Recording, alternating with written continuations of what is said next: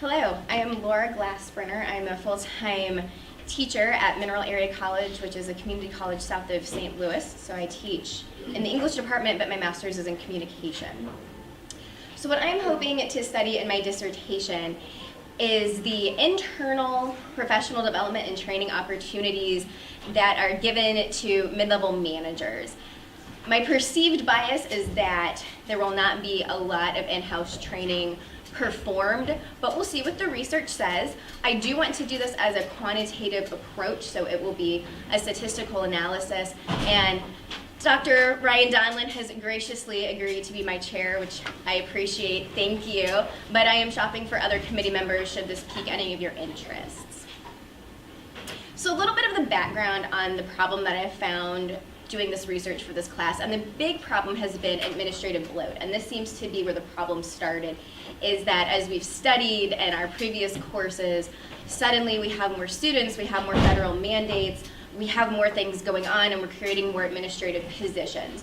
And so in order to run the business of a college, we're needing more administrative positions, but because we add them, we don't fully know what are you supposed to do. So it becomes, hey, we need you to be this administrative position, but good luck. So administrative bloat, there's been a lot of research on that. There's already been research performed on department chairs, and that has been more recent. For a while, this was the big research gap of we're expecting more out of our department chairs, and you guys have heard me present on that previously. And so it was focused on the role tension between a researcher, a faculty member, a scholar, and being that buffer between administration and protecting your department, and what kind of power do you have? Is it real? Is it imaginary? Can you do anything with it? What are you supposed to do? And then that role conflict comes in as well when you are now managing people, but in a few years they might be managing you, and it can create some strain. So there's already been research on this and the lack of time management, investment ahead of time, and the lack of real specific training for chairs. So that, I have discovered, has been pretty well covered. And then there's a lot of research that's been done on presidents. And so one of my favorite articles was the first one, and it was pretty much presidential view of what I wish I knew before I became president. And I thought that was just a fantastic study because it's laying out, here's all of the skills that it turns out I needed. And I didn't ever think I needed to know about construction and grant work, but it turns out I do because there's always construction going on at universities and I didn't know how to handle it.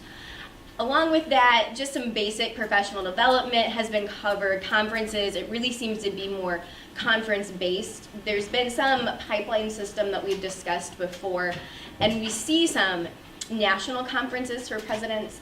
When I interviewed Dr. Wormack, the president of Harris-Stowe State University last semester, he mentioned a couple conferences he went to along with the Harvard New Presidents Seminar. So that seems pretty well covered.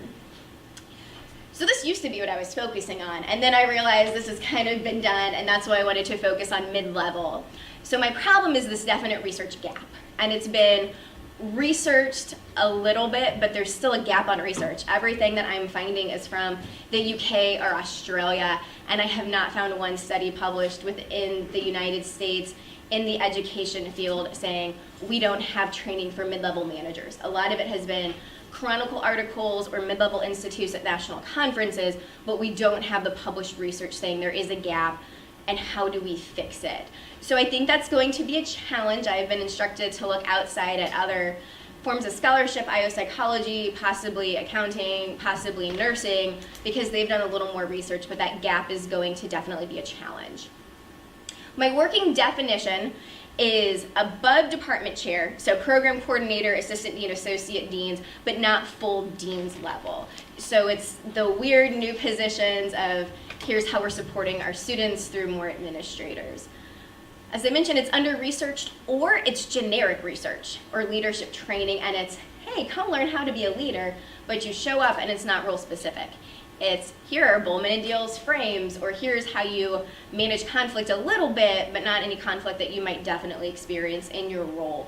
So the specific training is definitely lacking in-house, and it seems to be because no one really knows what they're supposed to do, so they don't know how to train them, or they don't want to devote the time to training them. So that's my statement of problem. I used to have a measurement, and I don't have a measurement anymore. So it's been a frantic couple of weeks of searching online through Test and Print. And I have some possible surveys, instruments. I haven't definitely sat on one yet because of the heartbreak from last time when I had my hopes set on something and then you have to recover. So I'm looking at maybe piecing a couple together if that's possible once I can see them in full, because Dr. Frederick kept telling me there's all these instruments out there and they're like pieces of them are working and then a lot of them aren't necessary. So I think in addition to finding research on all of this, it'll be a challenge to come up with an instrument. But here are the three variables I would like to focus on: the types of professional development experience, because we know there can be formal and informal, but I would really like it to be internal, whether it's coffee with people, a mentor across campus, a mentor across division. What are we seeing? I'm curious if the years of service make a difference. I would assume that they would, but I can't state that as I haven't researched it. And then a look between the academic department and the student services side and see if there's a difference in training. And we alluded to that one of our first semesters with Dr. Hinton about how student services seems to have more formal leadership training and role training and a clear pipeline, whereas the academic side doesn't seem to have that solidified yet. So I think there'll be some interesting comparisons going on. So this means I don't have real definite answers to anything on this slide, aside from my participants would be mid-level professionals, academic or student services. Since I presented at NASPA and ACPA this semester, I learned more about their mid-level pipeline and the clubs, and I learned I could qualify to be a mid-level practitioner because it's more about years of service. So I think that might be kind of helpful. Maybe not 100% everyone will qualify, but those are some good starts. I'm also not above just going to colleges' websites and start stalking some people and sending them surveys once I look at their job titles. So we'll see. It'll be analyzed and collected through Qualtrics and then analyzed through SPSS. I have no idea how at the moment, as I do not have a measurement to tell me exactly what I will be searching for and how to do that. So there are some unknowns, but that is my dissertation. Can you succinctly present to us what your dependent variable will be? Are you not yet there? It will be whatever measurement, so I'm hoping some numbers and scores. I'm assuming they're all set up in Likert scale type situations, and so comparing some Likert scale results to my independent variables of the years of service, types of experience, and division. All right, thank you. And I was glad that Dr. Donlin agreed to be my chair. We've already had some good conversations about my topic, so I'm really supercharged about it. But my topic is adaptive learning. It may sound familiar to Dr. Hinton. It was something that I really started last fall semester, exploring further, and just continued in that. My interest in this comes from this just like drinking from a fire hose. This program, we have been inundated with all of this knowledge and this information, and it just continues to be produced faster and faster, and it's impossible to keep up. And yet, in higher education, the expectations are that we produce educated students that are knowledgeable in what is happening in the world. And there are increasing pressures to show these kinds of outcomes, that we are graduating our students and they are knowledgeable and they are graduating within a set time frame and they are receiving the grades and so forth. So, but that is challenging for us educators because students are problematic. They come from different backgrounds, they learn in different ways, and that it can be very challenging to teach them. This is a very traditional way of teaching, and it works well with this number of students, but say you have 100 students or 200 or 500 students in there. How in the world do you teach that many students at a personalized level, at a way that's going to reach them no matter what their current knowledge is or their background knowledge is? Now, I come from a background of educational technology. I'm used to everything that comes along to be the magic bullet. It's going to solve all our problems in higher education. We've seen that a few times. So I'm a little skeptical about this, but when I started looking into adaptive learning, I'm pretty excited about what I'm seeing. So some of the studies have indicated some very positive results. So adaptive learning is uses artificial intelligence. It assesses students.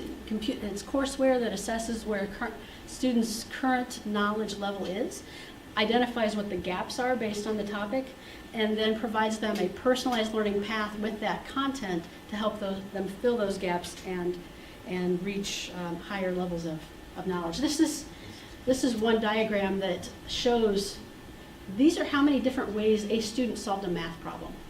All the different pathways were ways that students, a group of students got to the right answer, and the right answer is down here at the bottom here. So as you can see, there's lots of different ways to go about learning, and the process of learning is challenging. So to have a tool like adaptive learning that uses artificial intelligence and technology to be able to guide students in a learning path to get to the right answer in a very efficient manner is exciting. And what some of the early studies are showing is that 7 to 15% increases in student success. So student success being defined as retention rates as well as grades. Some studies, though, aren't showing such positive results. Some may be null, not a significant response, or even a negative response in that the students were not satisfied. They found that it wasn't helping them become educated. But then on the flip side, some other studies are showing 25, even 50% increases in efficiency in learning through the use of adaptive technology. Oftentimes it is applied in general education courses, introductory courses, very fact-based kind of courses, and has been seeing some very positive results at institutions like Arizona State University, Central Florida, University of Maryland, University College as well have been rolling them out pretty broadly.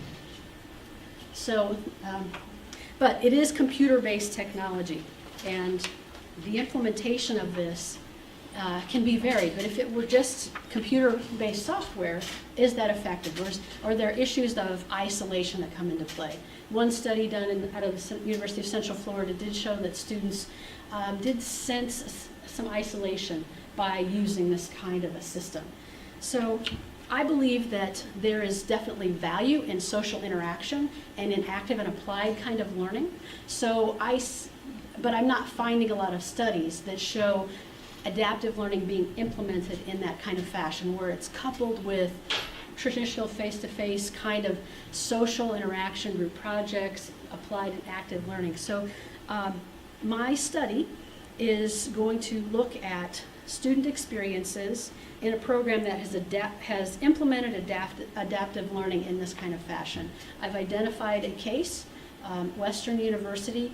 It is a graduate level doctoral for doctors, students who want to become doctors, and they have implemented adaptive learning in a flipped model in which the students in the program, graduate level students of course, are taking, using the adaptive courseware outside of class for their content as well as assessment, finding those knowledge gaps and gaining the knowledge, and then coming into a classroom environment and working in teams and groups and applying what they're learning and interacting in that fashion. So it is, if I were to hypothesize, which I'm not going to, but if I were, I would say this might be a best practice model. So that is the idea of my study then. My research questions would be to look at this case. Research question 1, what elements were included in the design of this program curriculum and why? What have been the learners and the teachers' experiences with adaptive learning in this program? And 3, what are students' perceptions and experiences with social learning and active learning in this program?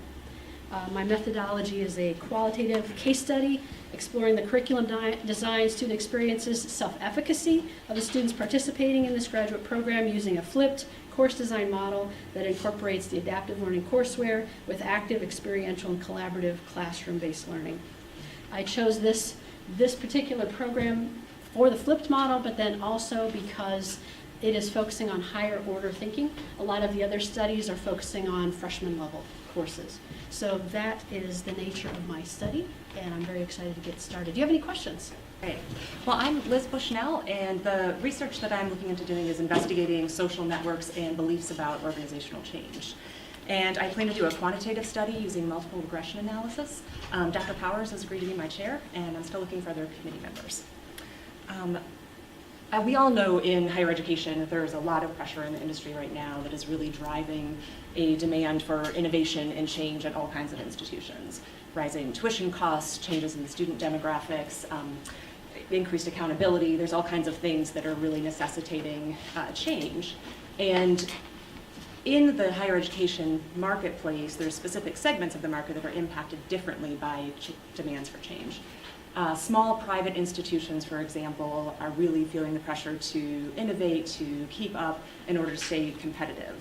Martin and Samuels identify small private institutions without significant endowments as some of the most financially vulnerable institutions in the market. And leaders of those institutions know it. In a study in 2015 conducted by the Council of Independent Colleges, presidents identified that they were aggressively pursuing change in order to remain competitive and stay viable. And as those changes are pursued more often and more quickly, those leaders are grappling with how to effectively manage change. And so there's a great depth of literature on managing change, of course. But one of the things that we find in higher education, and Dr. Kizar has found, is that post-secondary leaders often pursue change from a structural or a top-down type of approach. And there's an opportunity here to take a look at the application of social network theory as a potentially underutilized perspective to understand change within an institution, specifically in higher education. Social network theory posits that relationships between individual actors within a network influence their beliefs and their actions. And the importance of relationships is also emphasized in the collegial type of institution, which is commonly found at small private institutions. So that emphasis on community and relationships is critically important. And we know from Birnbaum's work that post-secondary leaders are most effective when working within the organizational type and culture of their institution. So there's this convergence around the idea of change being necessary, change being challenging, knowing that relationships and networks play a role into this, but not a lot of application yet to social network theory in higher education. One of the other challenges with change is specific constituencies within the institution. And so faculty members are perceived as some of the least supportive of changes in higher education. In that same 2015 study by the CIC, the presidents identified faculty members as least supportive of change, identifying only about 18% of the faculty are those they would label as very supportive, as opposed to 90% of board members or 85% of administrative cabinet members. So it's an opportunity to explore further, and the networks within a college or university of which the faculty are a part are an opportunity to explore a little bit more. How did those relationships influence their acceptance or support of change? So far, there's not been a lot of application of social network theory in higher education. Some of it has been around individual faculty members and networks and how that influences their pedagogy. Some has been around students and how their networks influence their success or their connections to the campus. But there's potential here to understand more about how social networks influence the way that faculty respond to change, and potential as well in finding if those social networks are very influential to even leverage social networks for effective change. So my research questions are focused on 3 different specific characteristics of social networks as the independent variables, and then how that impacts faculty members' beliefs about organizational change. So I want to look at network density, and these pictures are kind of light, but on the top picture there, the picture on the right is a more dense network, meaning there's more relationships that exist in relation to the number of ties that could exist. Whereas at a less dense network, there's fewer connections between individuals. I also want to look at the strength of ties, which is how deep are those relationships and how strong are they? So in the graph there, the thicker lines sort of represent stronger ties between individuals. And then I want to look at network centralization, and this is the concept that a highly centralized network, a lot of people are connected through kind of key individuals who are sort of hubs or central persons. Whereas in a decentralized network, people have many relationships with many others, and it's not all driven through a couple of people. So my dependent variables will be drawing from the organizational change recipient's belief scale. And this actually looks at 5 different core beliefs related to change. I'm going to focus on 3, which are ones that are kind of more organizational in scope rather than thinking about individual impact. So discrepancy is how much people believe there's a need for change. Appropriateness is people's belief that the change that's being pursued is the right one. And then principal support is the belief that influential persons within this organization are supportive of the change that we're doing. My research design plan is to focus on full-time faculty at a small private college or university. I want to focus on faculty because those are the constituents within an institution that are typically identified as least supportive of change. And I'm going to focus on one institution because social network analysis demands really high participation levels. So I'd like to actually do in-person presentation on the campus and invite participation, follow up with some emails and additional meetings if necessary to try and get as much participation as possible. For data collection, I intend to do a survey housed in Qualtrics. And the social network data would be collected with some recommended strategies, including a roster method, which is where you identify all of the potential members of the network for participants to identify where their connections exist. And free choice, so it's not limited, that where participants can identify as many as they want in terms of connections. And then I'll also use some items from the organizational change recipients belief scale in that online survey. I intend to do data analysis with 2 different systems. Uniset is a software specifically designed for social network analysis. So I'll use that in order to identify the data for the independent variables, and then use SPSS to run the multiple regression analysis. So I welcome your questions or suggestions. Okay, well, good afternoon. My name is Kelly Yordy, and my research is going to look at the relationship between faculty career-related stress and work-life balance. And Dr. Powers has agreed to be my chair, and I'm still looking for committee members if this is of interest to you. So like I said, I'm going to look at the relationship between faculty members' career-related stress and then their perceived levels of healthy work-life balance at four-year institutions.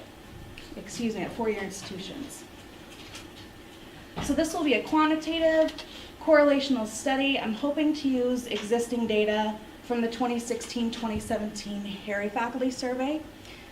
This survey is distributed every 3 years, and so it was out this year. So that's my hope. I've been in contact with Dr. Kevin Egan, who runs the program out there, and he said they typically don't allow external researchers access to the data for 2 to 3 years until after the survey was distributed, but he said he didn't think that it'd be an issue to allow me access to this current year. So hopefully, if I'm allowed access to that, then I would use a multiple regression analysis. So a little bit about the background of the problem. This was really hard to kind of synthesize down into this information. So just a quick background of the problem. So as we know, college and university professors are vital to the mission of higher education. They have been since its inception. Gappa, Austin, and Trice say that faculty and their work are the heart and thus determine the health of every college and university and have a lasting impact on the many lives they touch. So therefore, it's very important that higher ed leadership and administrators pay attention to the health of the faculty. And so when we're talking about the faculty and what the faculty in general in the United States looks like today, there have been some slight changes in the overall makeup of the professorate in the past 50 years. So while it's still majority white and male, we do have more faculty of color and more women faculty. Probably the greatest change is this shift to 2-income households. And because of that, the research has talked a lot about how that has greatly impacted this need for more attention given to work-life balance needs, not only in research, but also in policy and in practice. So in terms of the problem statement, so as I have perused through the literature, what I found is that there are numerous studies on the sources of faculty stress, but that there are few studies that address the effects of faculty stress, and even fewer explore the effects of faculty stress on work-life balance. I also looked specifically and tried to find as many studies as I could that used Harry Faculty Survey data, and I found that researchers analyzing that data have focused on either faculty stress or work-life balance, but not both. So as far as I know, no previous studies have specifically researched the relationship between faculty career-related stress and perceived levels of work-life balance using the Harry Faculty Survey data. Before I give you my research questions, I want to explain where they came from. So, within the Harry Faculty Survey, Harry has created constructs. One of the constructs that they have created is the career-related stress construct, which measures the amount of stress faculty experience related to their career. So they have taken these 8 items from the survey and they said, okay, these together kind of get at this career-related stress phenomenon. So my independent variables are derived from those 8 items. And then my dependent variable is a specific item from the survey. Right there, it might be a little bit hard to see, so I apologize. It says, please indicate your agreement with each of the following statements, and then the highlighted one says, I achieve a healthy balance between my personal life and my professional life. So therefore, I have quite a few research questions. They are grouped into 3 different groups. So one being the personal, individual stress factors that affect work-life balance. So that includes lack of personal time and self-imposed high expectations. The second group is career-related individual stress factors, and that includes teaching load, committee work, research or publishing demands. And then finally, the institutional stress factors that affect work-life balance. And so that includes the institutional procedures or red tape, colleagues, and students. Finally, for research design, population, because again, I'm hoping to use a survey that was distributed this year. I don't have those numbers yet. If I'm not allowed access to the 2016-2017 survey data, I will ask then for the 2013-2014, which was 16,112 full-time undergraduate teaching faculty members, which I should mention is also the faculty members that I'm looking at. So I'm not looking at part-time, I'm not looking at faculty members who teach at the graduate level. And then at 269 institutions. As I mentioned, for data collection, I'll request permission from Harry to use the current data, and then using SPSS for multiple regression for the data analysis. And that's about what I have for right now. So, any questions? Okay, so in some way, shape, or form, I am looking to examine performance funding's origins.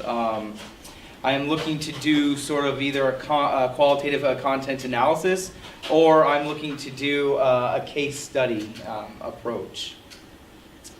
So background to the problem, about 32 states are in the process or have implemented performance funding as a model for funding public higher education. Performance funding in the short term is essentially tying funding to an institution based on metrics. Typically these metrics are graduation rates, retention rates, things of that nature. There's been a lot of research associated with this. None of the research has found that it actually produces an increase in these metrics. So despite the fact that it has yet to prove its effectiveness, it still gets implemented. It has been found as a means for changing institutional behavior and making institutions more responsive to legislators and in legislation. Some of the factors that go into its adoption that have shown that it causes it is party control. So typically, if Republicans control one or more parts of the state government, they are going to implement performance funding. This is in large part due to the fact that in a theoretical framework, Republicans are more interested in accountability of government, and so performance funding definitely holds public institutions accountable. research has found that there have been some negative consequences. So there have been some unintended consequences that have come out of performance funding that include limiting access to higher education, particularly for low-income and minoritized students. There's grade inflation and a decreasing academic standards. The issue is with this is that it's a very difficult topic to study, and so there's been a couple of different approaches. A lot of the studies that have looked at the origins have done so qualitatively. They have gone out and interviewed key stakeholders. But the problem is that there's more states implementing this than there's research being done. And so while there is a plethora of research on Indiana and Pennsylvania and Tennessee, there's very little in other states who have recently implemented it or in the process of implementing it. So it doesn't. But so what I'm looking at, or what I'm interested in looking at, is sort of the political and economic context in which performance funding originates. So it doesn't originate in a bubble. It definitely comes from somewhere, and so I'm curious as to whether or not it originates as a part of a larger economic or political agenda for whoever the implementing party is. In relation to that, I'm also curious about the changing nature of the relationship between state policymakers and higher education. So whether it's intended or not, performance funding does take away some of the autonomy that higher education has traditionally experienced, and so I'm kind of curious as to what extent that has been. So some research questions: how does performance funding emerge in different political contexts? How does performance funding fit within broader economic and political policies of the implementing political party? And sort of what are the unintended consequences of implementing performance funding? So it just kind of depends on what study I look at. These are a list of states that have implemented performance funding within the last 5 years or are in the process of implementing it, and none of them have been studied. So none of them have had their origins examined. I would like to look at 3 different types of states. So I would like to look at states who are early adopters of the Performance Funding 2.0. So that would be probably someone like Minnesota. I'd like to look at a state who has implemented it recently. So someone like New Mexico, and then someone who's in the process of implementing it. In which case I believe Nevada on that list is the newest, but I'm not quite sure on that. So if I do a case study, I would like to interview 4 to 5 participants, people who are involved in the process, both on the political side and the higher education. If it's a content analysis, I'd like to look at the actual legislation. I'd like to look at the press releases. I'd like to look at what's been talked about, what's been said about performance funding in that state, and why it needs to be implemented. If I was doing interviews, I would collect them through semi-structured interviews using a standard interview protocol. If I do a content analysis, I will look at all this documentation, legislation, resolutions, session laws, and then develop a coding scheme for analysis. The case study interviews would be transcribed and coded. Content analysis, documentation would be analyzed and coded, and I've looked at a couple of programs for doing such a thing. So. Hi everybody, my name is Shatina Jones, and I am, this is my research topic. This is actually the topic of my dissertation, and it's called Hit No More, and the experiences, I just kind of left that off, but the experiences of high achieving Black women at HBCUs. And if you know anything about this movie, these were 3 high achieving Black women from Hampton College. It wasn't called that, now known as Hampton University, where they received all of their education.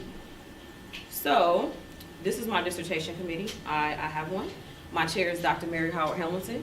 My two committee members are Dr. Candace Hinton and Dr. Ebony Zamani Gallagher, who is a professor from the University of Illinois Urbana-Champaign.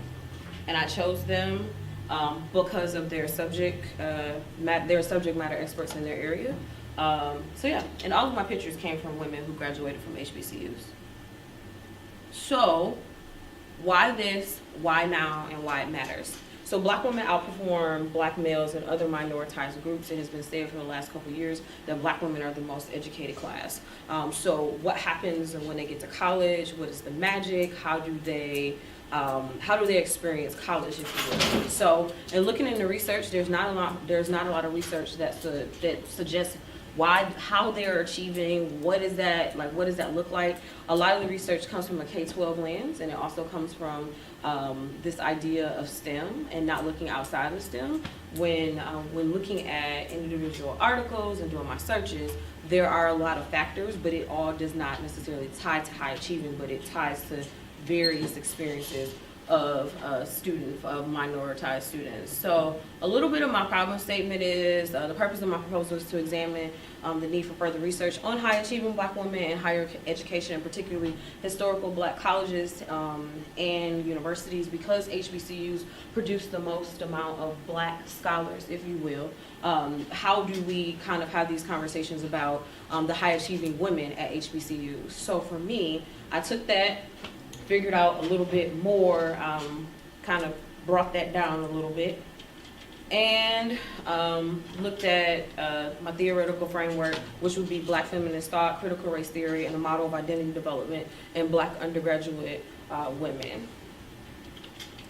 So here are my research questions. What are the undergraduate academic experiences of high achieving Black women at historical Black colleges and universities? What role has student involvement played in Black collegiate women sense of belonging on a college campus? And does Black faculty and staff mentoring have an impact on high achieving Black women? Part of why I constructed my research questions the way I did is simply because there is research that supports that these things happen to them, but I don't know if that contributes to the actual, like, them achieving more. There's other concepts out there on other mothering, how Black faculty and staff members do those pieces, but what are these pieces? What makes Black women at HBCUs tick? So here's a little bit about my methodology. I'm going to do a case study approach. I will perform semi-structured face-to-face interviews, and how I will get my participants will be through social media and professional networks. If you know anything about HBCUs, you know that there are several gatekeepers at HBCUs. So being able to tap into some of those gatekeepers that I know to help me get into those circles is going to be very, very important. And it also will be essential with obtaining IRB from the respective universities that I would like to look at. So my population and my sample, I would like to look at, and this is actually how I define high achieving, is really those students who are at the junior and senior level and achieving over a 3.0, but I'm going to look specifically at the 9 HBCUs in the state of Texas.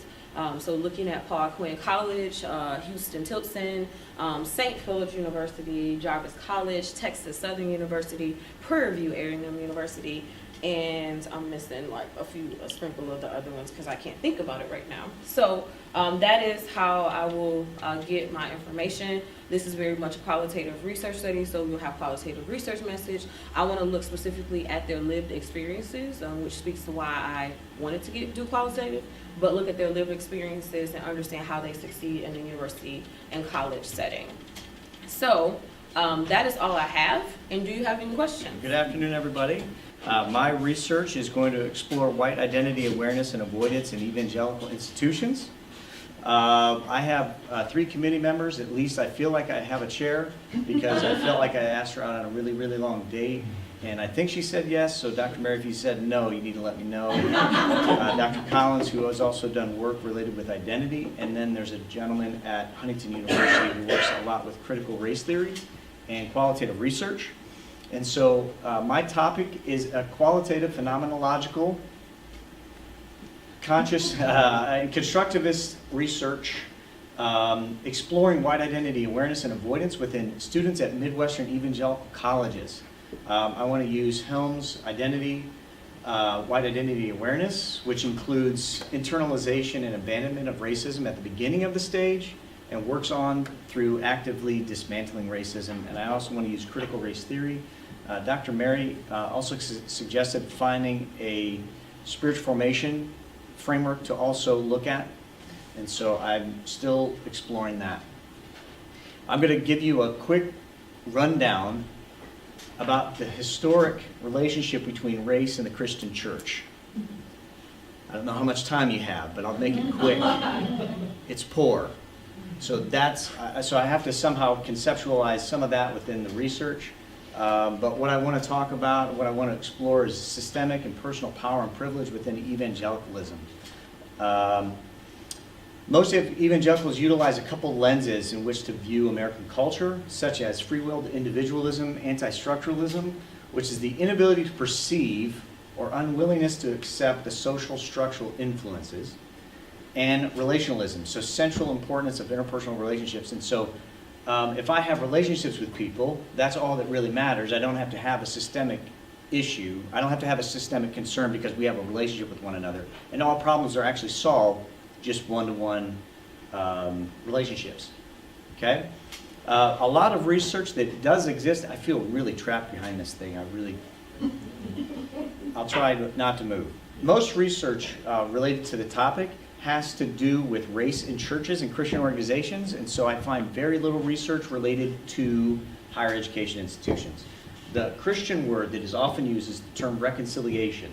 And so that's a word that is often used, and there's a lot of research out there about multicultural churches and how that kind of works. But in terms of multicultural institutions, I seem to find little, and I haven't looked for it, but there doesn't seem to be a lot also like K through 12 either, so even like a Christian school. So a couple research questions that I'm exploring: how do white evangelical students experience racial identity? How do evangelical colleges impact the racialized awareness and avoidance of white identity in students? How do evangelical colleges create and perpetuate white majoritarian narratives? In what ways are white majoritarian narratives embedded within evangelical religion and spirituality for college students? How salient is your white identity?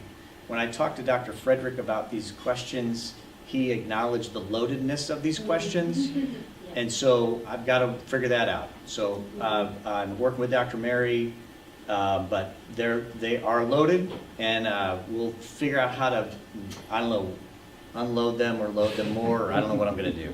But we're going to keep working. We're in process. I don't know what my population is going to be. I don't know. Dr. Hayward suggested it may be 8 people. I don't think it's going to be 8 people. It might be more than that. It just has to reach saturation. I'd like to work with juniors and seniors. The only kind of factor I'd like to control is trying to find an equal amount of men and women. I am likely going to pursue students entering into full-time ministry or being prepared for ministry, because I think that they are more indoctrinated with the orthodoxy and orthopraxy of Christianity and are swimming in that soup. And so those are the folks I'm trying to find. And so evangelical institutions, there are a lot here in the Midwest, but maybe even trying to find some in other locations. Both of my alma maters are out on the East Coast. I went to 2 Christian schools, so maybe even contacting them. One of them is a Bible college. That's more liberal arts now, but maybe even approaching Bible college about that. But I will be conducting semi-structured on-campus interviews. Again, Dr. Merritt can give me feedback. My assumption was going to be individual interviews, then have small group interviews, and then go back to the individual interviews.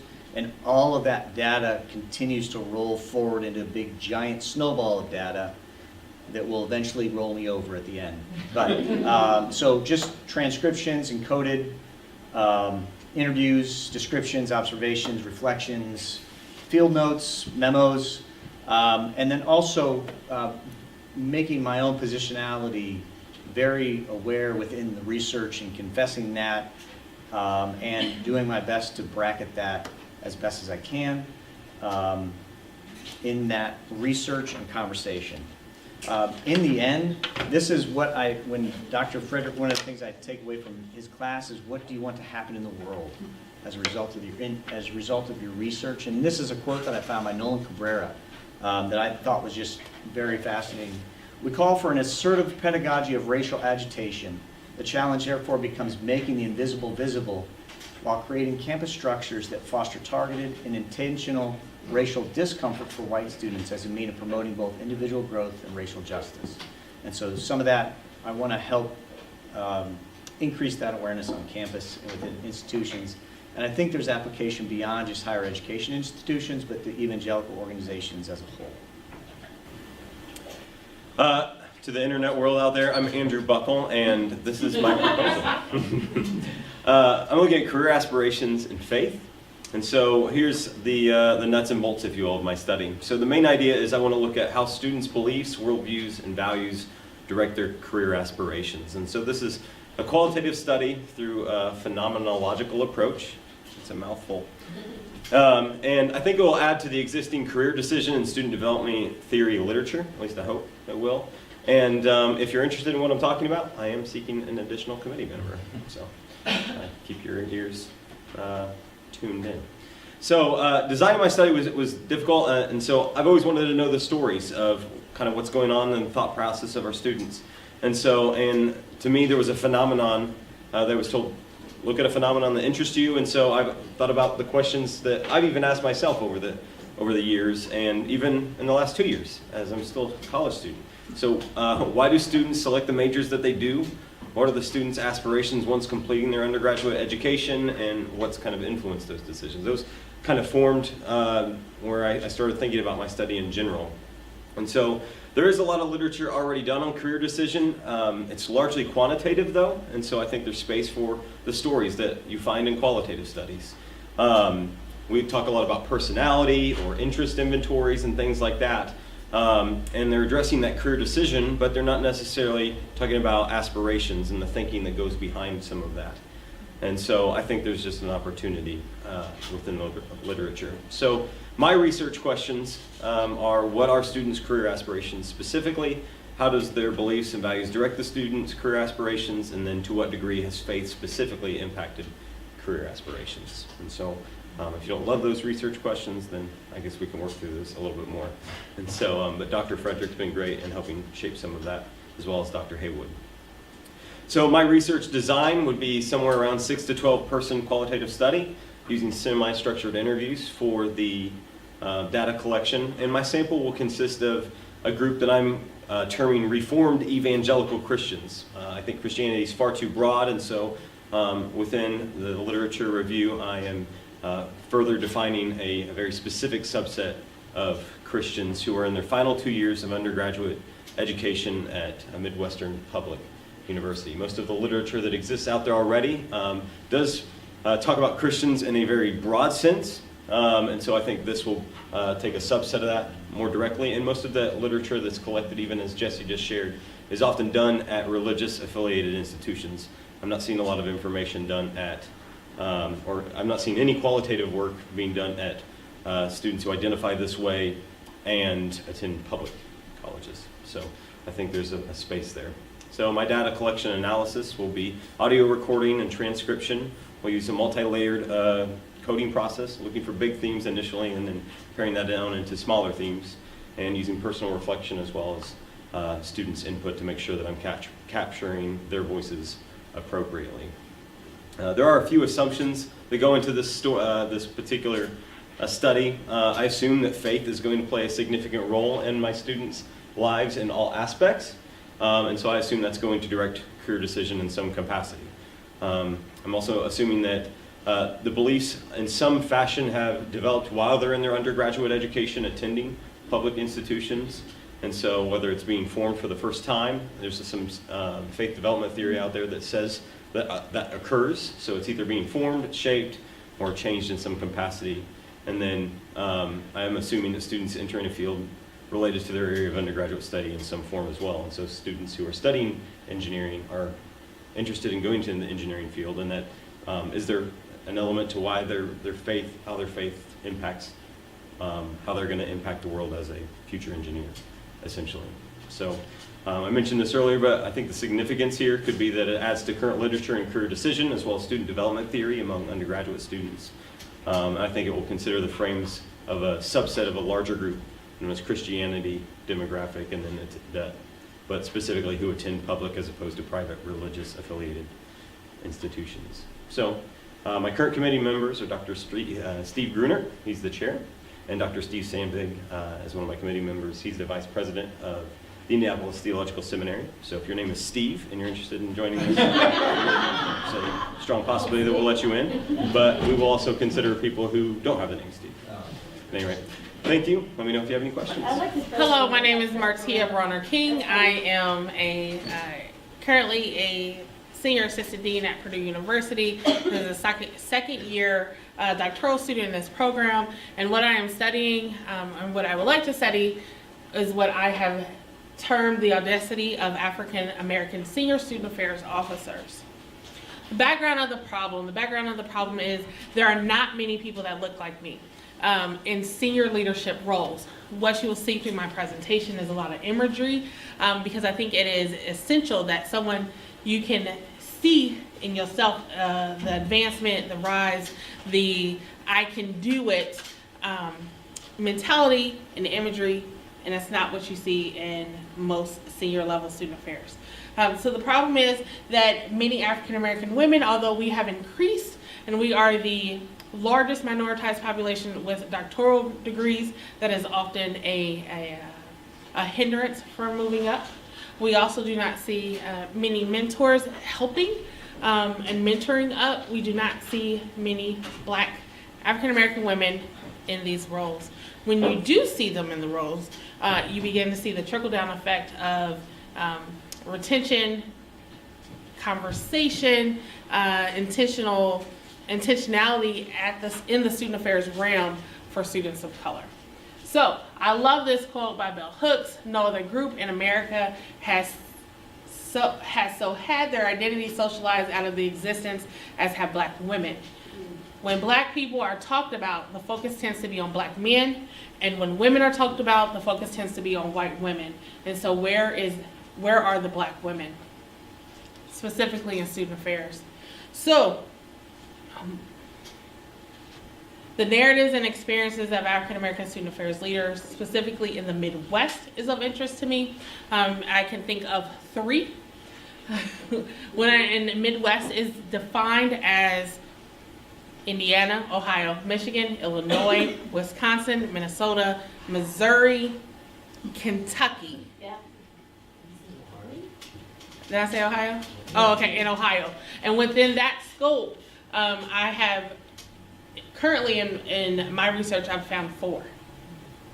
That has particularly been in larger institutions. There is flexibility to look at smaller institutions, but specifically looking for student affairs. Yeah. Research questions. What are the experiences of African American women in student affairs, senior leadership positions at predominantly white institutions? What are the factors leading to the successful advancement of African American women in senior student affairs leadership positions? There are many mid-level managers. Mid-level managers presumably are folks that have a master's degree, have a reporting line, or have people report to them. But as we can see in this room, we have one. If we on the student affairs line, VP, right? Interim. So I need you to get full so you can be in my research. No pressure. This is a qualitative research case study through a critical and feminist lens. There will be a semi-structured interview face-to-face. So that is primarily why I'm keeping it in the Midwest. I do know if I increase it to Southern and then East or West Coast, that could increase. But as I will be traveling myself for these face-to-face interviews, I need to keep it manageable. My chair is Dr. Candace Hinton. And on my committee, I'll have Dr. Mary Howard Hamilton, as well as my outside person is tentatively Dr. G. Christine Taylor.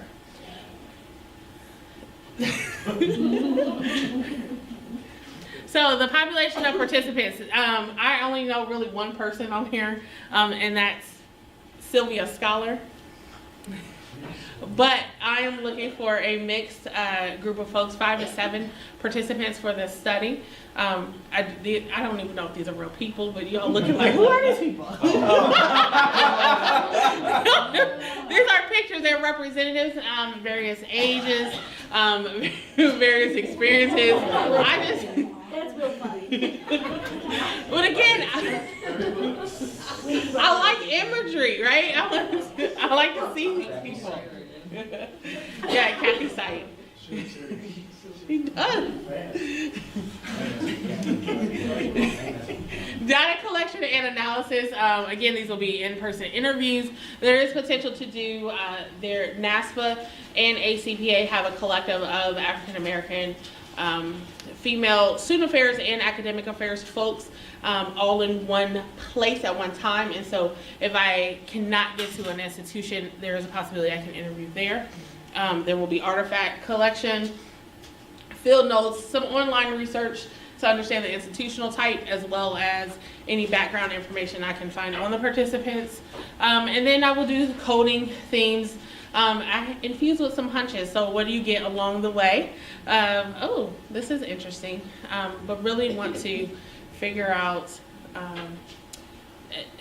if you were in Dr. Haywood's class and we had a guest speaker and they said do something that's going to move the field forward and be intentional.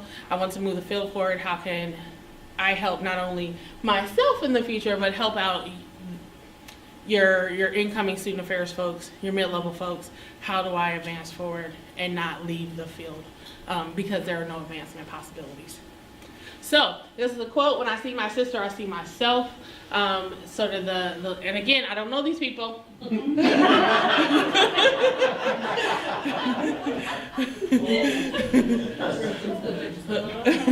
But how can we create how can we be aware of spaces that for our mid-level incoming student affairs professionals to rise and know that they will be supported as they rise up the chain, and what are the things that they need to rise up the chain? So I am, the next book on the docket to read is Grit, to see how does that influence some of the things. So, any questions? All right, good afternoon, everybody. Moving in the spirit of African American female faculty at the regional campuses of PWIs, my name is Beverly Lewis Burton. My committee chair is Dr. Mary Howard. My committee members are Dr. Candace Hinton and Dr. Mark Giles. So I am studying African American female faculty at regional campuses, predominantly white institutions, particularly Indiana University. My interest in this topic is based on my personal educational experiences, and also working in the department or the School of Nursing, and we only have, out of about 15 full-time faculty members, they're all female, but we only have 2 African American female, and we just got the one. So, and I've been there 10 years. And with all our medical programs, basically, we have very few African American female faculty. I looked at university institutional research reporting and found out that of the 6 campuses, there are 30 instructional faculty that are African American. I don't know if they're male or female, so that's something I would need to find out. So that would be, I don't know what I'm going to find looking at that, because I didn't expect the number to be that low. So I have some challenges that lay ahead. Of course, this will be a qualitative study based on the lived experiences of African American female faculty at regional campuses in particular, because when research has been done on African American female faculty members, they are generally at larger institutions, R1s, public institutions, or flagship institutions. And so women faculty members that are at the regional campuses, their experiences are not included in the study. So I haven't seen any studies on regional campuses or system schools, in particular African American female faculty members, and with the changing demographics, the increase in women in particular and Black women getting degrees, what happens to these faculty members and their lived experiences once they get into the academy. There's research that talks about students and the positive outcomes of spirituality in their lives, African American students in particular, and how faculty members influence them, but there has not been, or I have not found, any research on faculty members in particular and how they respond and react. So IU has 8 campuses, 6 of them are regional, located throughout the state. IU South Bend, IU Northwest, which is in Gary, IU PFW, which is breaking up. So I don't know what I'm gonna find there. IU Kokomo, IU East, and IU Southeast. So my research questions are, how do African American female faculty members understand spirituality? In what ways do African American female faculty members express spirituality? And how are lived experiences a reflection of spiritual expression? And as I said, the population will include self-identified African American female faculty members who are tenure or non-tenure track, but who haven't earned a PhD. So they may be in an instructional position, but I'm really interested in those who have actually acquired a PhD, a doctorate, I should say, a doctorate. It doesn't matter what field. I will not be studying adjunct faculty members. My area is limited to Indiana University because I do want to finish and actually get a degree. I don't have unlimited time or unlimited money. Semi-structured interviews, face-to-face, possibly a focus group if I can arrange that. And then the qualitative data collection will be coding, categorizing, ethnographic tools, emerging themes that may come up from their lived experiences, etc. All right, I'm Jessica Ward, and my topic is the experiences of transgender higher education staff members. My committee members are Dr. Denise Collins is my chair, Dr. Mary Howard Hamilton, and I'm still working on number 3, so y'all got some ideas, let me know. So the background of my study, there's not a lot of trans stuff, especially with higher education. When you see research in higher education with transgender staff students, mostly that's what it is students, there is a good bit of research. When I'll say a good bit, it's like a small circle here of research over lesbian, gay, and bisexual faculty, students, and really students and faculty. The thing that's really missing is the staff part. So then I'm going to talk a little bit about why I'm doing this in my problem statement. So the amount of transgender students, faculty, and staff that are in higher education are continuing to rise. Exponentially, students are enrolling a lot more than we see faculty and staff. However, with students also comes faculty and staff across the ages there. With our higher education staff members, those are the people generally that are charged with making inclusion efforts happen for our transgender student affairs areas, as well as with faculty. So I know that for me, I am the coordinator for gender and sexual diversity at Eastern, student affairs staff member. I am in charge of making sure that inclusion things happen, not just on the student affairs side, but also on the academic side. However, I have a theory that, it's not really a theory like chickering, however, that was for you, Dr. Frederick,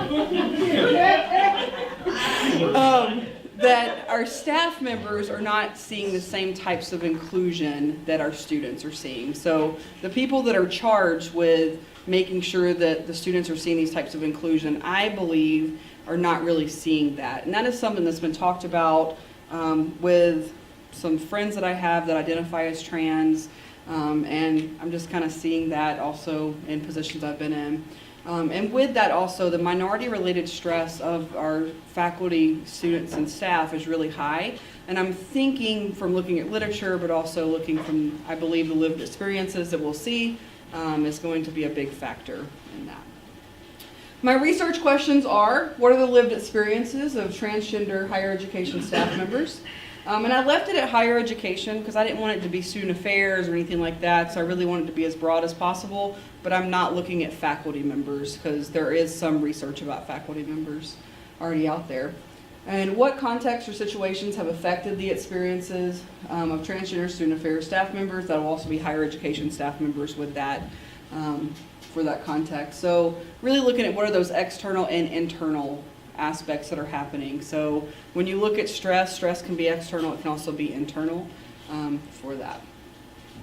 So the nuts and bolts, the participants, transgender staff members, I do think it's really important to talk about what that means. So transgender, anything in the trans spectrum. If someone identifies as trans, that will be honored. I identify as cisgender, and I choose to identify that way. So with any identity, especially in the gender and sexual diversity community, there's no way to prove that someone identifies that way. You take it on their word, and that's what we are going to be doing.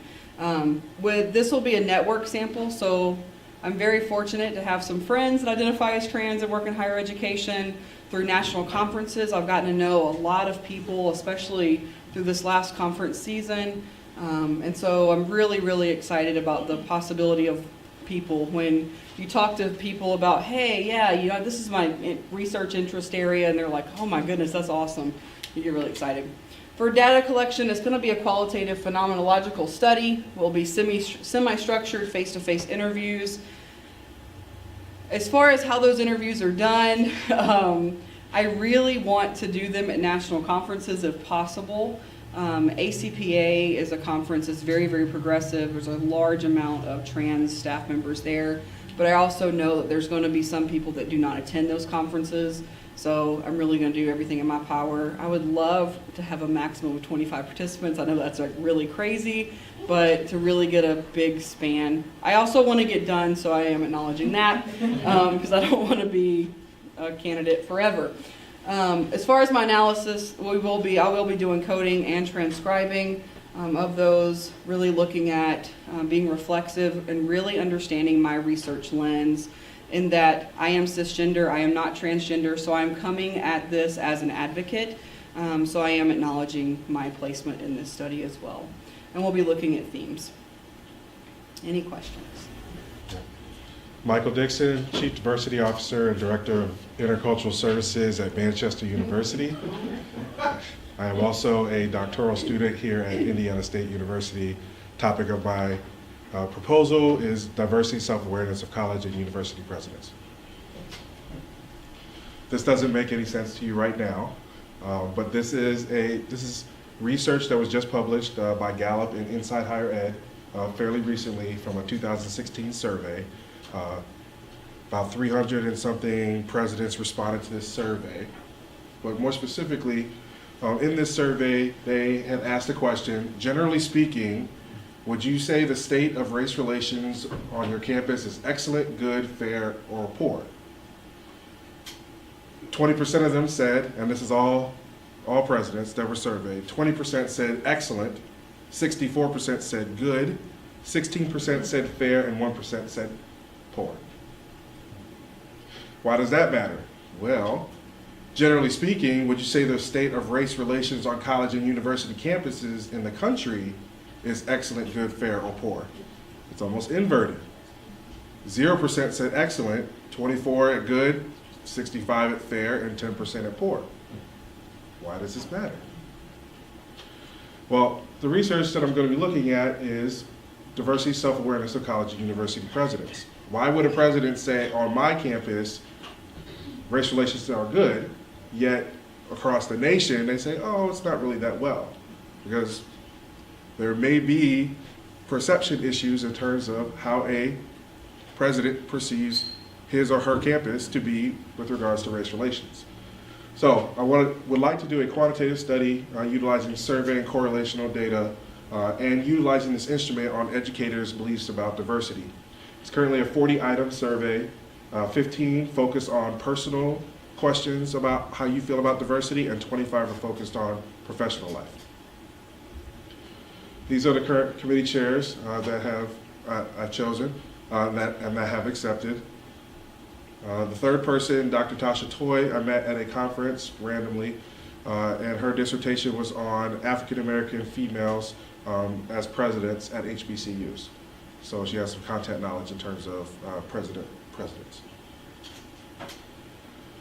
Michael, who is Vice Provost for Diversity and Academic Affairs and a professor at Kent State in Ohio, he wrote a comprehensive article outlining 7 attributes that a diversity president should have. If you're interested in those attributes, I can read those right now. Definition of diversity, diversity vision, diversity commitment, diversity knowledge, co-curricular leadership, organizational achievements, and diversity transformation. You should have all of those. If you say that you are a president who cares about diversity, you should have all 7 of those attributes. A true champion of diversity would not give superficial textbook answers to diversity, but someone who truly personifies the ideals. So again, not giving lip service, but actually doing it. However, there was a study that was conducted by Wilson and Meyer who found that out of 70 presidential selection committees, so now we're looking at if you're hiring for a president and you put out the ad for your presidential search, only 28 of them mentioned diversity at all, and 13 of those said they were looking for a diverse applicant pool. So we're out here hiring for presidents, and yet we're not asking the questions about whether they care about diversity or what diversity means to them. So the purpose of the study is to examine college and universities presidents' diversity self-awareness. And I figure that if it plays a role in your personal life, then it'll play a role in your professional life. These are the 3 main questions I'd like to focus on. What role does diversity play in your personal life? How do these personal values influence institutional agendas and priorities of an administration? And is there a relationship between college and university selectivity and or diversity self-awareness of presidents? Population sample. After an extensive conversation with one of my committee chairs, they felt like the sample that I initially thought of doing, which was pretty much nationwide, was too large. So I needed to shrink that down. So what I would like to do is look at the independent colleges of Indiana. Those are 31 member institution, is now 30 after this semester with the closure of St. Joseph's College. And they have random student enrollment, or a nice range from the smallest at 400 in Ancilla, which is in Donaldson, to about 15,000 or almost 16,000 at Indiana Wesleyan if you add their online programs.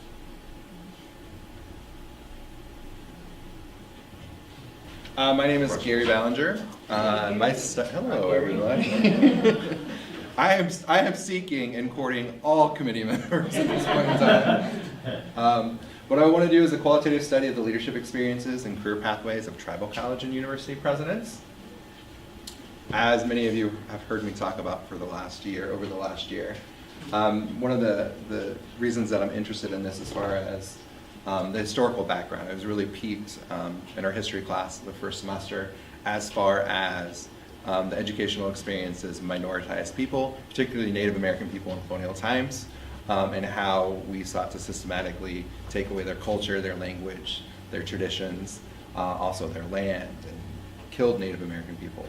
And it was a long time after that, so we're talking 1968 when tribal colleges started to be formed. So the first one is Dene College, Navajo Community College, and they fill a unique role because they work completely against all of those beliefs. So they like to expand language. They act as social service institutions and organizations. They emphasize culture and cultural experiences and all the things that are important and influential to their reservations and their communities. Statement of the problem. So tribal colleges and universities are relatively new. They are a very important part of the communities in which they serve. There have been a lot of experiences looking at the leadership experiences and career pathways of presidents of PWIs, even some historically black colleges and universities, but there isn't a lot of published research looking at the career pathways and leadership experiences of tribal college and university presidents. I've been able to find a couple of dissertations, but most of those are either geographically bound or are looking at women college leaders and college presidents. So my hope is to have one much more broad and looking at the 37 different institutions in the United States. So research questions, I have a lot, so these may be narrowed down as I've had a conversation with Dr. Frederick before. So what life experiences shape individuals who become tribal college and university presidents? How has culture impacted their decision-making and career pathway? What role has mentorship played in career determination? What I found in my initial research last summer and even in the fall is that a lot of the tribal college presidents and the limited literature that I can find, those people were almost hand-picked and guided into the positions that they're currently in. And so how is that the case for all of them? Is it unique to tribal college and university presidents? Is that something that we see across the board with college and university presidents? And that's, I think, interesting and worth exploring. How has formal education influenced and prepared them for their career, and what leadership skills assist them in their institutions? Participants, so we're looking at people who are serving or have served as tribal college and university presidents, which are recognized by the American Indian Higher Education Consortium, which is the group of tribally and federally controlled colleges, for at least 2 years. And I put the 2 years in there because I thought that it's really specific, and I might have to broaden the number of people, because we're talking about, you know, the last 50-ish years that there have been these institutions. And so the sample size isn't large to begin with, so I thought maybe I should expand it out as far as I potentially could. So that may need some additional work. So recruiting individuals through network sampling, data collection, semi-structured interviews, audio recorded, of course, transcribed verbatim, complete field notes and journals after each interview. My wish and desire is to go to these campuses. That will, of course, depend on funding and things of that nature, and who my participants are, but that is my ideal situation. Data will be analyzed and reviewed and coded for themes. Good afternoon. My topic is an examination of Davidson Academy and its impact on the education of blacks in the South. My committee member, my chair is Dr. Candace Hinton. Dr.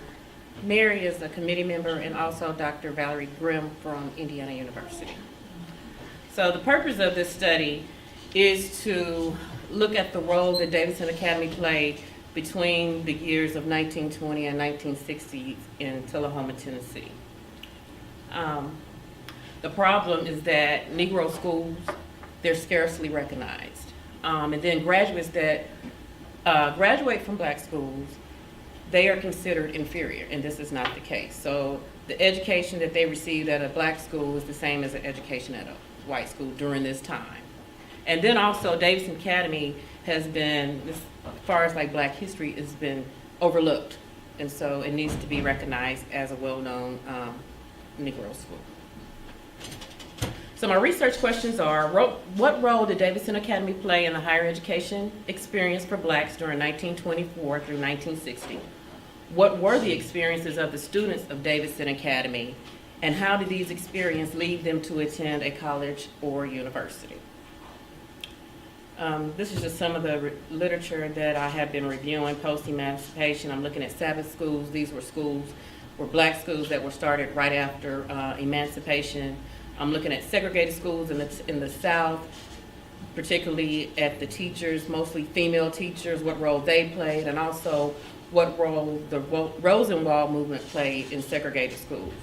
And then in Davidson Academy, the early years between 1898 and 1924, it was called Tullahoma Negro School. It was changed to Davidson Academy in 1927. So I'm looking at why it was changed to that and what role did it play, as well as historical black colleges and universities and critical race theory. My methodology is the historical qualitative study. I plan to interview 7 participants within that graduated from Davidson Academy who still are alive today. Of course, it's going to be recorded, and there's a museum at Davidson Academy, so I plan to look at those artifacts. Plan to visit Fisk University as well as TSU because they have some history in their museum as well. And of course, it'll be transcribed and coded to develop some emerging themes. And that's my study. Good afternoon, everyone. My name is Tara Evans, and I am presenting my dissertation draft on tuition pricing policies. How do we preserve the honey? So we talked about the beehive and how we create it, and the ripe honey is created through an evaporation process, but we want to make sure we keep as much as possible and there's not further evaporation. My committee chair is Dr. Candace Hinton, especially since it's a policy-oriented dissertation. One of my committee members is Dr. Mary Howard Hamilton, and I am looking for a third member, and that person needs to be someone outside of the department, and so possibly someone with quantitative experience, since it is a quantitative analysis. And so I would invite folks, if you know of anyone who might be interested, please let me know.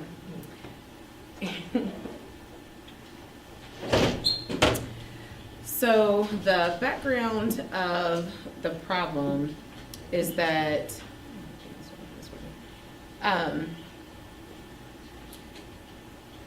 there's a lot of rhetoric or media hype about rising tuition costs. And so there's an increase of 36% in tuition costs in colleges. Is it affordable, and is there really value in college education? And so that isn't something that really scares away people who can afford to pay, just as it never has been, because they could always afford to pay.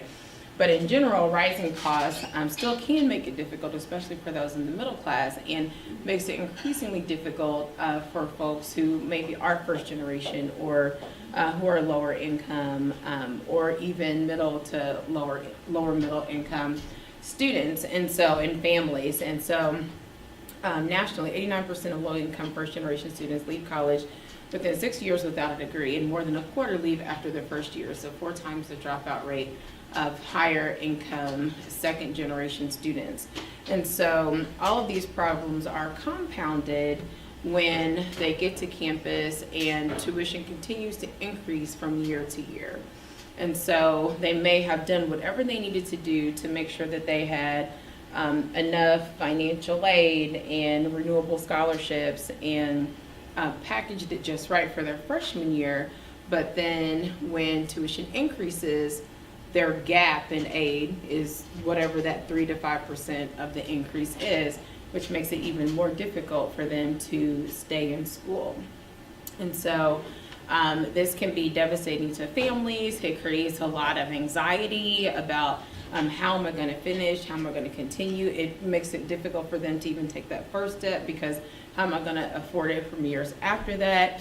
And so it just continues to exacerbate the problem. And so you've already got the honey there. You have an additional evaporation process that should not be taking place. And so the human capital theory says that basically you should be able to, you're going to pay for what you want. But this research will challenge that in the sense that low-income students might want it. They may want it bad, but they simply can't afford it.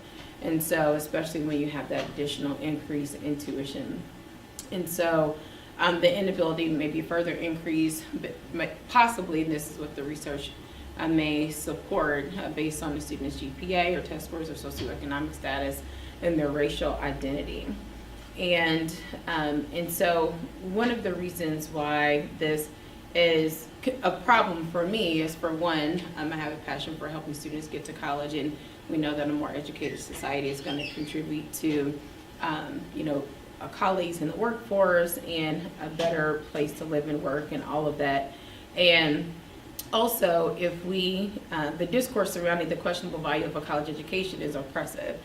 With the act of oppressive is when it prevents individuals from becoming more fully human, according to Freire. And he also states that engaging in inquiry and achieving praxis are critical components to becoming truly human. And this is only possible through dialogue. Without dialogue, there is no communication. And without communication, there can be no true education. So with these critical issues, if we are not part of that solution, then we continue to be the oppressors. And so we definitely don't want to be that. And so that is one of the reasons why we want to make sure that we are working to improve this problem. So the purpose of this study, of this quantitative analysis, is to examine the effect of the guaranteed tuition plan on four-year graduation rates of students at the University of Illinois. And so this picture says why college students drop out. And granted, there are many reasons to that. This is just looking at one of those reasons, but what are some schools doing to fix that? And in the state of Illinois, there's a guaranteed tuition plan policy, but at the University of Illinois, specifically, it was implemented a while ago in 2003. And so there's also enough cohorts to look at what the graduation rates were before it was implemented and then also several years later. And it is based on a 4-year plan. Also to determine the relationship between guaranteed tuition plans and graduation rates based on GPA and test scores, and based on socioeconomic status and race as well.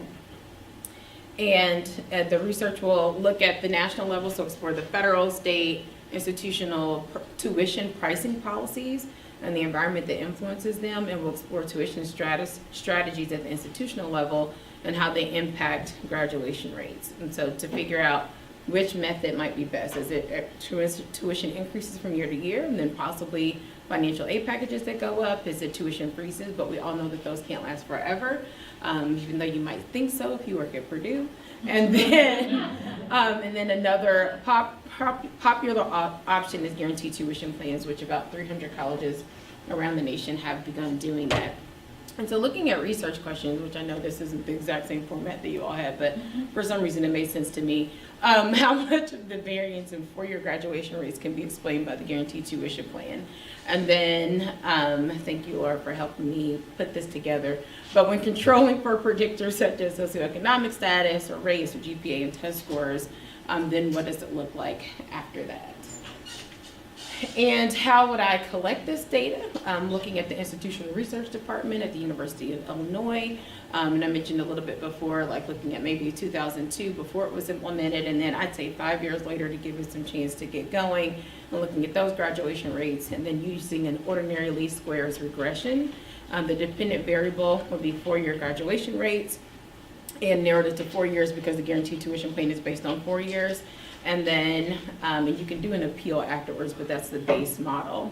And then the independent variables are socioeconomic status, race, GPA, and test scores, and we'd be using SPSS for the analysis. So in the end, our goal is to graduate as many students as possible and preserve as much money as possible in order to, and hopefully guaranteed tuition plans might be a way to do that. My name is Jeff Opperly, and this is my dissertation topic, Dialogue and Liberation, the Lane Rebels in Oberlin College, 1834-1835. So a little background. Why Oberlin? My cohort knows well that this has been an interest of mine for some time now. So first introduced to Oberlin, and I would say Ebony and Ivy and Wilder's work was part of this as well. In our first semester in Dr. Hinton's course, and I began to read about Oberlin and how far ahead they were of everyone else in terms of admission for African American students and women. And I thought, what was going on in Oberlin, Ohio? Why Oberlin, Ohio? What's the story there?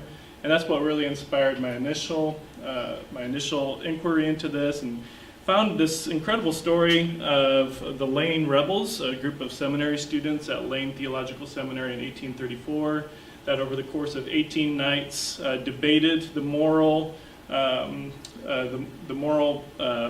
compass of slavery, whether or not slavery was right or wrong.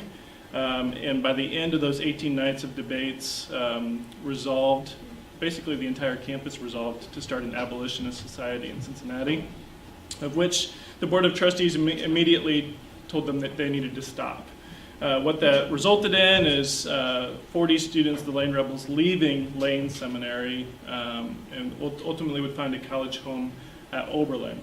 One of their number was an emancipated slave by the name of James L. Bradley.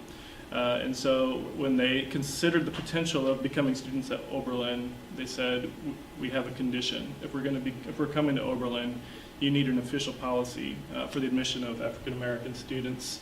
And that became the first policy of its kind in American higher education. As I looked at that, I also looked at Oberlin in 2016. which there's a pretty substantial student protest that transpired in Oberlin in 2016. So separated by almost 200 years are these student protests that that provoked or prompted some really interesting change, both at Oberlin and across the country in American higher education. And then I was introduced to Paulo Freire and his theory of dialogic action. And as I started to look at his theory of dialogic action, I thought, man, this really sounds a lot like the Lane Rebels and what they did. And so thinking about dialogic action and anti-dialogic action, that is going to serve as the theoretical framework by which I'm going to analyze both the historical actions of the Lane Rebels and also look at hopefully be able to apply that theoretical framework to draw some assumptions or implications to contemporary forms of student protest. Thielen, in his volume on the history of American higher education, has this great quote about that historians connect past and present to assure a sound future. I would say that's an aspiration of what I'm trying to do, is connecting the past and the present to assure a sound future, especially as it pertains to our understanding of the phenomenon of student protest and the power that it has to bring about change. I'll just summarize this really quickly. So this is a couple of gaps that I'm seeking to address. These are just common knowledge gaps, gaps related to general understanding of who the Lane Rebels were, who James L. Bradley was, and the role that they played in the establishment of that policy. I also want to address how potentially, I want to explore the possibility that Freire's theory of dialogic action may actually serve higher education very well in better understanding student protest and the phenomenon that is, especially with the big, just kind of the pervasive nature of student protest right now in American higher education. Potentially Freire's theory of dialogic action may have something to say to us now about that. These are my research questions, and because this is a qualitative historical study, I'm really looking just for an accurate depiction of the events that transpired leading up to the policy, so that's the first question. I want to look specifically at the dialogue of the 18 nights of debates that took place, because I think that's where I'm going to really be able to explore the theory of dialogic action. And then I'm going to try to apply what I learned through understanding those debates and the dialogue that transpired to maybe begin to understand whether or not this could prove to be a helpful theoretical framework in our understanding of contemporary demonstrations of student protest. So this is a qualitative historical analysis, interpretive constructive perspective, and this will require research trips to archives at Oberlin and the Presbyterian Historical Society. After the students left Lane, it basically never was the same. It closed its doors, and I think that rightly so. They closed their doors. I think it was in the 1940s or 50s, but it just really never got back on its feet after those students left. But their records, including whatever they have of the 18 nights of debates, have been preserved through the Presbyterian Historical Society in Philadelphia. So I have trips planned to Oberlin and Philadelphia, hopefully even this summer, to spend some time in the archives and really dig into what actually happened in those debates. I've read some of the summaries, I've read some of James L. Bradley's quotes that I've shared with you in the past, but I'm looking forward to seeing what else I can unearth once I get into these archives. This is what I have laid out as kind of a 7-chapter plan.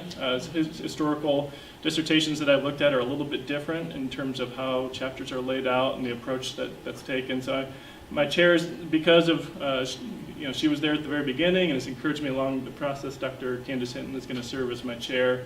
I'm also hoping that Dr. Mary will serve as a committee member because she introduced me to Paulo Freire. And then I have hopes to have a historian from my home institution at Taylor to serve on my committee as well.